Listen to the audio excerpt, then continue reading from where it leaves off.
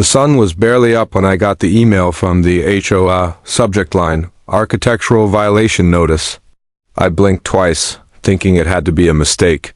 But no, there it was, a list of complaints about the clean, modern lines of my home.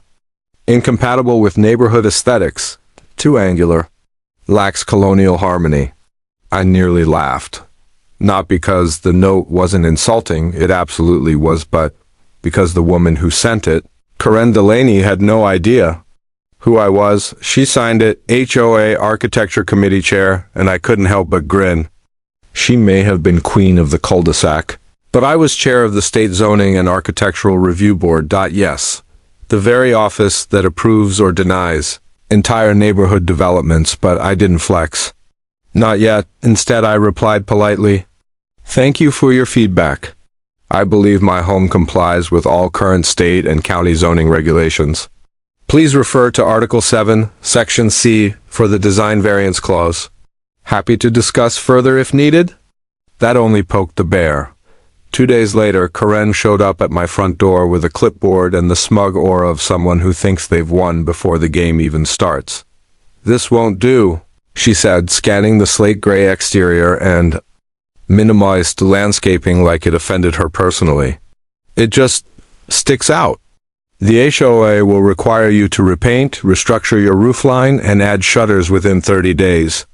I stared at her. "Shutters? On glass walls?" She clicked her pen.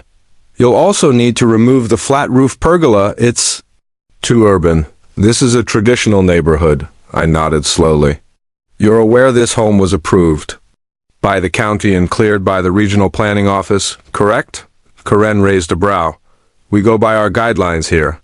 And I'm afraid your modern statement doesn't match the aesthetic standards of Ridgewood Park." The next morning, I didn't respond with words. I sent her the original stamped permit set, with my signature at the bottom and the state seal, embossed over my name. The silence lasted 3 hours. Then came the escalation. Karen emailed the entire HOA mailing list, copying me, claiming I had circumvented design approval and intimidated her with legal threats. She demanded a community vote for the house to be declared non-conforming, threatening daily fines. It was cute in a way, a suburban rebellion, but I'd had enough. I scheduled a formal review of Ridgewood Park's HOA design guidelines, not just for my house, for all homes under their jurisdiction. I flagged their outdated regulations, inconsistencies, and non-compliance with new state residential codes. Then I initiated a compliance audit. 2 weeks later, HOA board members were scrambling.